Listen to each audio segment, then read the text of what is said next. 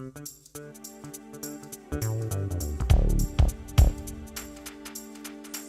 there everyone, and welcome to FiST Chat, the vodcast that features discussions on the topics of film, science and technology. My name is Ben Warner and I'm joined once again by my good friend and colleague Steve Kern. How you doing there, Steve? Hi Ben, hello to everyone out there in FiST Chat land, whether you're real, genetically modified or even artificial. Absolutely. Topics we will all cover today, where we talk about synthetic biology and biotechnology in terms of either creating or manipulating biological processes for, what would you say, engineering and technological purposes? Well, yeah, I mean, it's basically all about creating a designer life for your own personal advantage and perhaps for that of societies. Absolutely, it's a very sci-fi-ish idea on paper when you think about it, because it almost sounds a bit fantastical when you go through some of the examples of what could be done. But it's again another example of how with the when exploring through what can be discovered with science, pushing the research and all of that sort of thing forward, that you can get something that may have seemed impossible or even fanciful can become a reality with some of these technologies, and quite a few of them are incredible. I mean, do you have any sort of examples that would be good for that? Well, I do actually. I mean, designer organisms and the whole idea of genetic modification or synthetically producing some form of life. Gets people all sorts of Frankenstein fears and all that sort of thing. So let's go right back to the start, okay? If, 15,000 years ago you wanted to feed it tomatoes, the wild tomatoes you found growing probably would have been inedible, chances are, okay? By breeding those tomatoes over time, we get lovely, juicy, delicious tomatoes. Same goes for wheat. Well, not that wheat's juicy. Same goes for corn, okay? Yeah. Now, what we have now are the skills through genetic engineering and synthetic biology to speed up that process. So rather than having to wait, 100 years of meticulously breeding plants, we can actually manipulate genes, add them, and create foods that grow better with less energy inputs, with less fertilizer inputs, with less pesticide inputs, that grow healthy and very nutritious. So that's probably where we're at. The step now, which we're looking at into the future, is actually manipulating organisms like yeast or like bacteria to actually do things that are very helpful, particularly in medicine or in industry.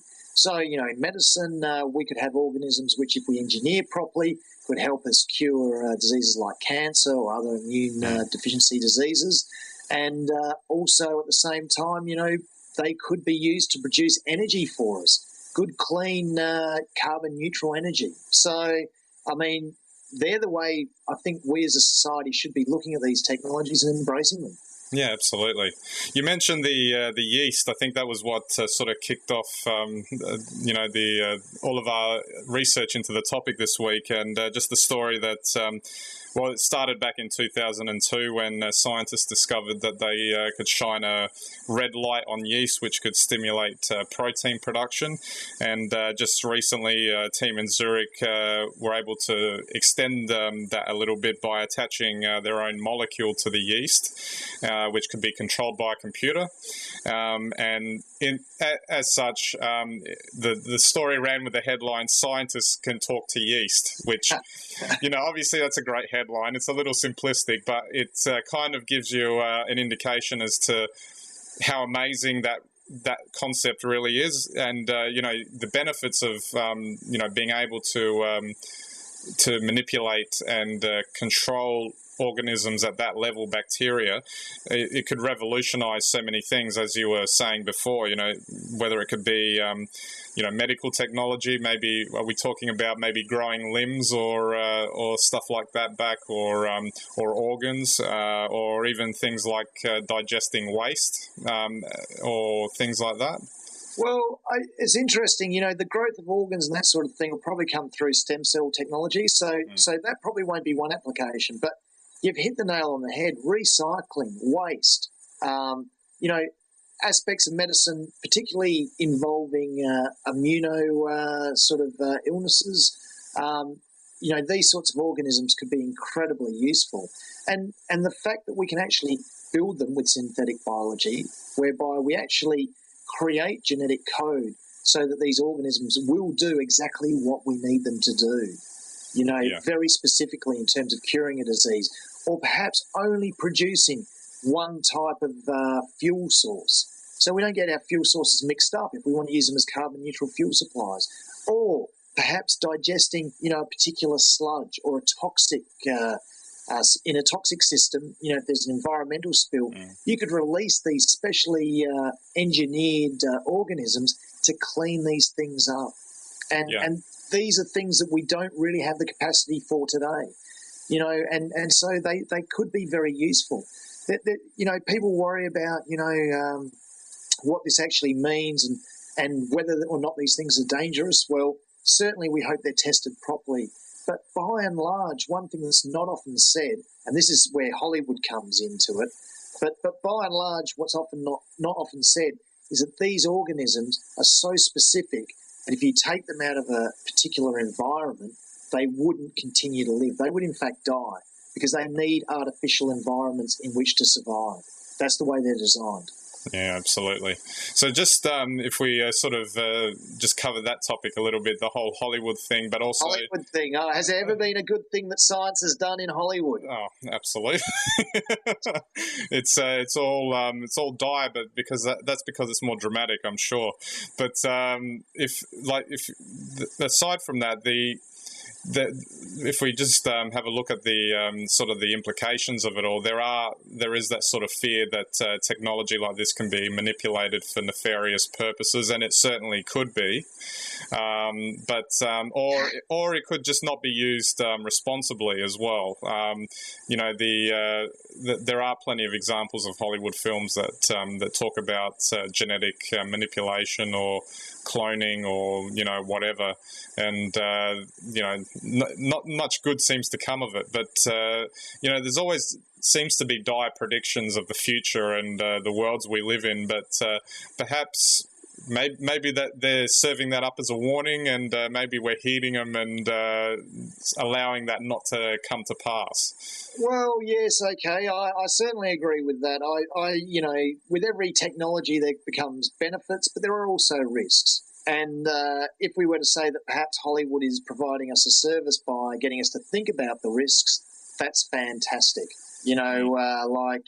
Because we do need to be mindful. As a society, we do need to discuss these technologies, and we do need to make sure that the appropriate safeguards and expectations are put in place so we don't rush things like this out into our world.